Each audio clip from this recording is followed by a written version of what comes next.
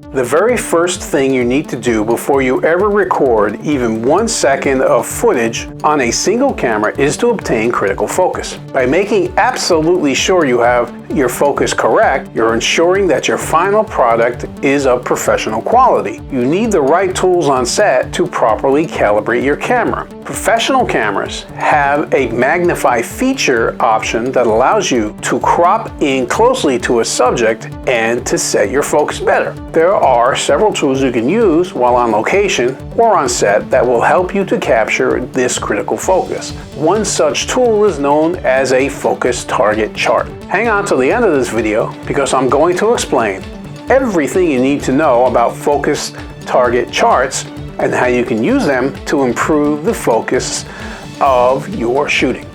Hi, I'm Jim Costa.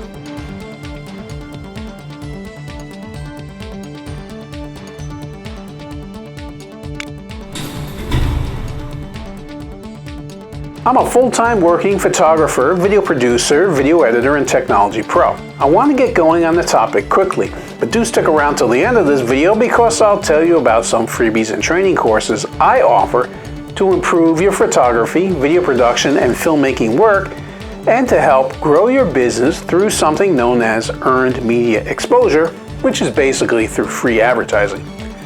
If you like what you see, smash that subscribe button and hit that bell to be notified every time I upload a new video each and every Wednesday. Remember, I welcome your comments, questions, and more on all of my videos. Let's start by answering the simple question, what is a focus target chart?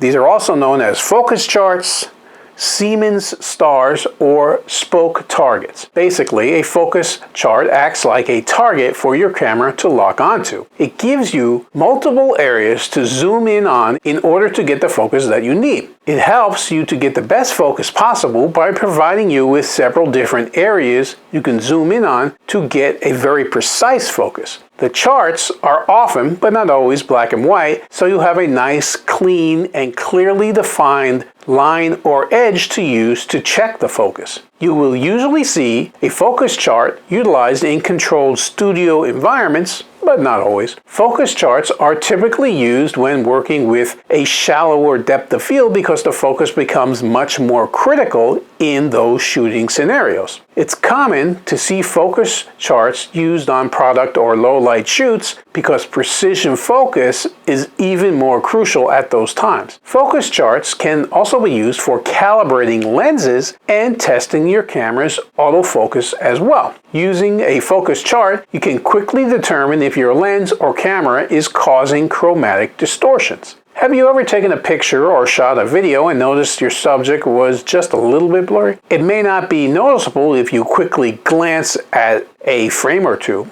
but when you really focus on the image or scene, it's all you can see. A sharp focus does away with that blurriness and directs the audience's attention directly to your subject. There are various ways to go about achieving the sharpest focus possible. Many modern cameras allow you to adjust the focus within the camera menu itself. Some filmmakers will want to stick with a good old-fashioned lens test chart. It's particularly useful when you need a shallow focus where the subject is crisp but the background is blurry. So how do you go about using a focus target chart? When it comes time to use your camera focus chart, you follow the same steps as though you were calibrating your camera manually on your subject. Step 1, stabilize your camera on a tripod or flat surface so your focus can remain constant. Step 2, put the chart flat in front of your camera head on. It should be well lit to allow for close inspection easily and fill up the entire frame and also not move. So lean it up against something to stabilize it as well, or you could use a C-stand, as that would work just fine, to hold it. It just needs to be in the same spot without moving for the test. Do not hand hold the chart, as even slight variations in distance from your hand shaking will affect a shallow depth of field. You don't want any movement when you're trying to focus your camera. Step 3, from there you can see if your camera has a constantly sharp focus across the frame or if it becomes blurry in certain areas of the chart. Step 4, I recommend taking an image of the chart at this point or shooting a quick video clip so you can study the focus on the lines of the chart carefully on a larger screen or monitor if needed. So what happens if you see a focus issue when using the focus target chart at this point?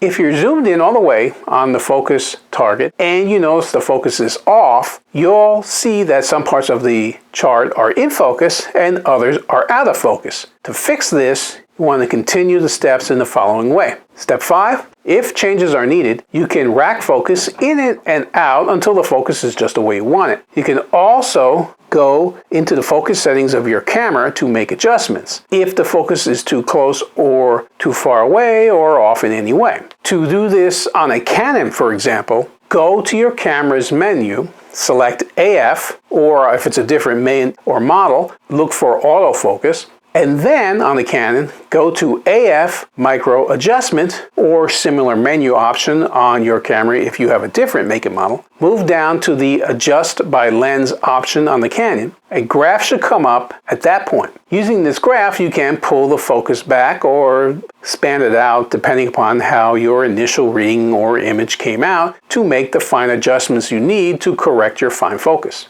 Step 6, after making these changes, take another picture or scene and adjust as needed. So go back through the cycle. Hopefully, the lines on the chart are now in focus. If not, then you again go back to the menu and continue adjusting until everything is just right the way you want it. That's pretty much it. Focus charts are handy little tools designed to help photographers and cinematographers to ensure that images or scenes are crystal clear and as in focus as possible. And with affordable options out there, you can get the perfect one for your next shoot. Inexpensive models may run about $100 USD, but I've seen really expensive studio ones run $1,500 USD or more. However, there are also free versions available online in the App Store if you have an iPhone, and that works just as well. Now, if this is making sense to you, but I've got it in the comments section below. My question of the day is, have you ever used a focus target chart before? If you have, leave a comment below and let us know how it went. If you found the information in this video useful, I'd like to hear about it from you. If you liked it and want to see more videos like this, then follow my YouTube channel, Jim Costa Films. If you think what you saw was great, please do like it. If you have an opinion, feel free to comment below. If you know someone who could benefit from the information that I provided, please share the video. You can connect with me and my company, Jim Costa Films, on social media and online, on Facebook, Instagram, Twitter, YouTube, LinkedIn, and the web by searching for Jim Costa Films. In fact, I currently have over 4,600 videos on my YouTube channel, Jim Costa Films, so feel free to check out many of my other videos for great tips and suggestions. Thank you for sticking around this long. I mentioned at the beginning about some freebies and training. As a professional video producer and photographer, I've created an absolutely free cheat sheet for you on all the best camera settings to shoot with your DSLR, mirrorless, or video camera that will show you the settings that will allow your photos and particularly your videos to shine and stand out from the competition. The link to get that cheat sheet is just below in the video description. Best of all, my cheat sheet specializes in shooting video with any type of camera. In it, you'll find all the info you need on important video techniques, such as white balance, color temperature, frame rates, and more. I've also created an editing training course for Adobe Premiere Pro. My Quick Start training is designed to get you up and editing video in under 2 hours and includes over 100 tips, tricks, and keyboard shortcuts for video editors that get you started in the program and makes your workflow go much faster. Now, I'm also affiliated with Christina Nicholson, a fellow media veteran like myself who helps businesses and entrepreneurs reach tons of their ideal customers or clients through the power of media without spending big bucks on advertising. I've worked with Christina and used her advice and training successfully, so I know from firsthand experience that it works great. The program Christina and I are now offering is called the Media Mentoring Program, and it will help you to take advantage of mainstream media so you can stand out from the competition because that's not something everyone has access to. Best of all, unlike paid ads and sponsorships, you can gain lots of exposure and credibility to become the go-to brand everyone talks about and wants to do business with without spending a fortune on advertising, because the program is geared to get you free advertising. I'll link to those cheat sheets and training courses in the description below as well. There's videos on both courses that will give you an overview of how they can help you, as well as links to get more information. You can help to support my channel by purchasing my training courses, requesting my free downloads, or by hiring me to shoot and edit for you. Remember, I've also done other videos on filmmaking, video production, and photography as well, and I'll link to those in the description below. Finally, if you follow me for a while now, you know that I have a private community of photographers, videographers, and filmmakers, just like you, on Facebook, where I share other pro tips and tricks. It's called Video Producers and Content Creators.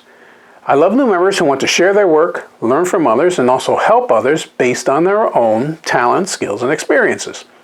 The group is private and only for people in the filmmaking, video production, and photography industries that I personally work in myself. It's not a public group like my business Facebook page that I talked about earlier. That's public, and anyone can see that because I want them to find it and hire me to work for them. You'll find a link to that group in the description below as well, so feel free to join in where you can learn even more.